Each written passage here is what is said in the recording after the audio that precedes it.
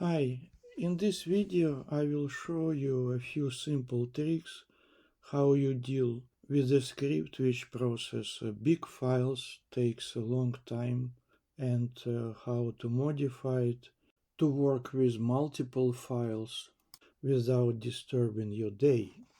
Briefly, you have to work on names of these fastq files to make them more general and add the loop. Occasionally, I saw students who were in a deep stress by coming back and forth to computer to start another mapping and another mapping. Instead, if you know that your script should do some circular process of taking one file after another and doing some boring job for you, your day circle should not be disturbed. Previously, I told you how you can use rsubread package to map your fastq files to the human genome. Briefly, you do it all in one single R script.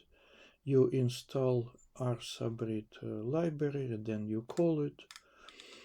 Then, if you do it for the first time, you have to create a reference genome.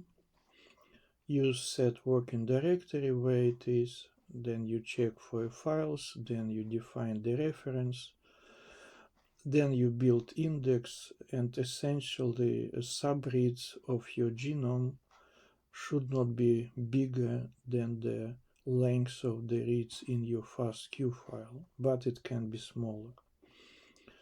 After you've done it, you can define what's the fastq file you want to map. This one, for instance. Then you create a subdirectory BAM, which will branch from the place where your fastq files are located, and then you will deposit the BAM file which will be generated into this subdirectory. Next, you do alignment. That's the major thing. It takes approximately 40 minutes for 20 million reads. Then you still have to make a file of counts per transcript, and you can count it using inbuilt human genome, or you can use exactly the same genome version as you used above in the script. Call it external. And in rsubread you have to do count scores for every transcript 3 times. First version will be strand specific null unstranded, then forward strand, and then reverse. You do it 3 times. You extract counts out of those 3 types of counts into one data frame, and you save it in your dedicated tab directory. And you're supposed to see this kind of a file with the 3 columns of read counts per each transcript of the human genome. If you do subread for a second time, then you have to make some changes. You don't have to build index anymore because it's done already. Setting working directory to the genome is enough.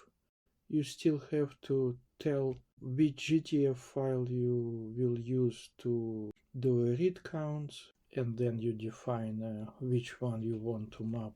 And you strip this file name from the extension. You add it later. So for input you have this body with extension fastq.gz. For output, the same body with extension BAM. Assembly is already done, and then you do align stat, read file reads, output file out, and then it goes. Then you repeat all the counts 0, 1, 2 data frame and save, and then it will work again. But if you want to do it even faster in one push of a button, several files, you have to modify it further. You still call a library, then set directory to the genome assembly, no build index, external annotation defined, working directory defined. Then out of 4 fastq files in the series, we already did 2, so why bother? We will only map the remaining to 85 and 86. We define them as files, list of files, and then you do a loop for f in files. Reads is this one, out is this one, align, then counts, then data frame, then head, then right, and then this loop is ended with this figure bracket. Here I probably have to explain how loops are organized in R. Suppose you have some samples of numbers out of 1 to 10,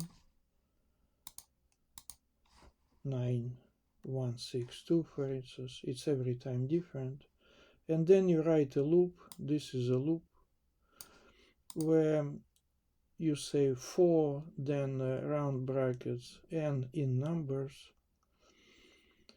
then a figure bracket, also known as a curly brackets or braces. You say what do you want with n. I simply want to print it out. Int prints out exactly in the same order. Every time you need something to repeat several times, you do a loop and it will do it for you. Let's check once more time. 4, figure bracket open, do the whole body to the end, closed. And now you put cursor on the first line of the loop, push run, and it will jump to the end of the loop, and the whole content of the loop will be executed in one piece. This step is slow. One file takes about 30 minutes to certainly 1 hour.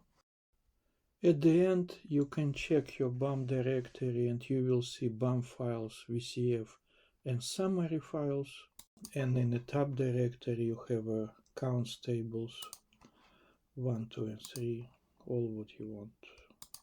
To summarize, if you write your script right way, then you will certainly have a time for a break to read a book or have a cup of tea or even have work or even sleep or maybe play football, whatever you want.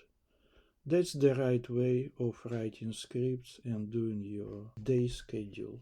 Always make it comfortable for yourself, avoid stresses, and have a good day.